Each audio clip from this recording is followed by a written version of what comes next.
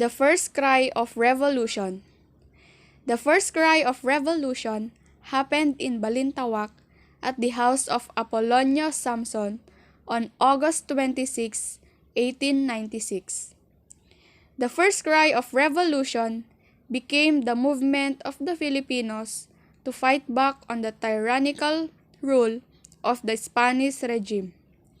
It is also called as the first cry, the Revolution of Independence. In this scenario, the Filipinos tore their cedulas and proclaimed that the start to fight for independence. The news for the existence of Katipunan spread throughout Manila, and Andres Bonifacio, the supreme leader of the Katipunan, organized a meeting outside the city, particularly in Balintawak, to talk about their next movement for the revolution against Spaniards. According to him, the start of the revolution will begin at the end of the month of August. There are different versions of primary sources where and when was the first cry really happened. The eyewitness of the first-hand information were Dr. Pio Valenzuela, Santiago Alvarez, Guillermo Masangkay, and Gregoria de Jesus.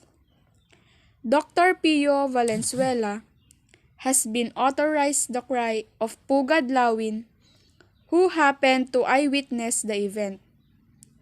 He was also an official of the Katipunan and a friend of Andres Bonifacio. There were two versions presented by him. In his first version, he told that the prime staging point of the cry was in Balintawak on August 26, 1986. He held his account when the happenings or events are still vivid in his memory.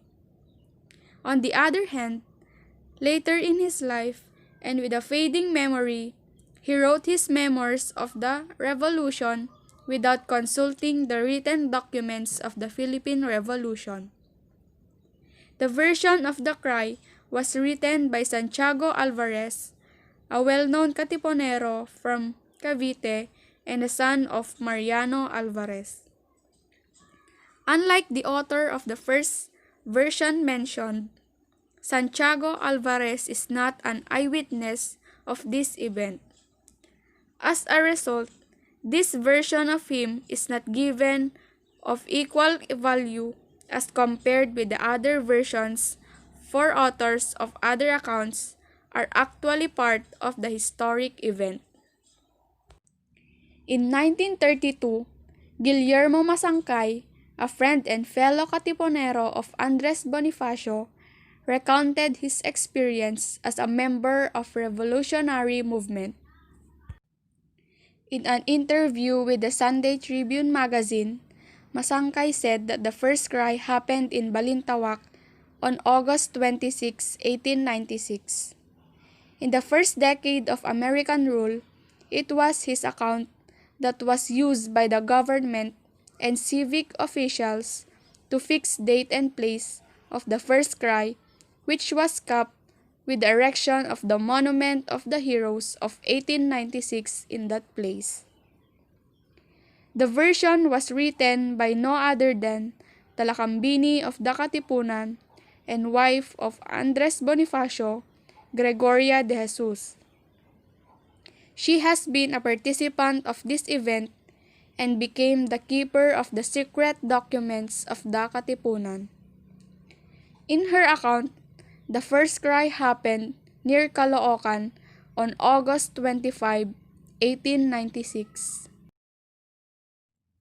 After the revolution in August 1896, she lived with her parents in Caloocan, then fled to Manila when she was told that the Spanish authorities wanted to arrest her. Eventually, she joined her husband in the mountains and shared adversities with him.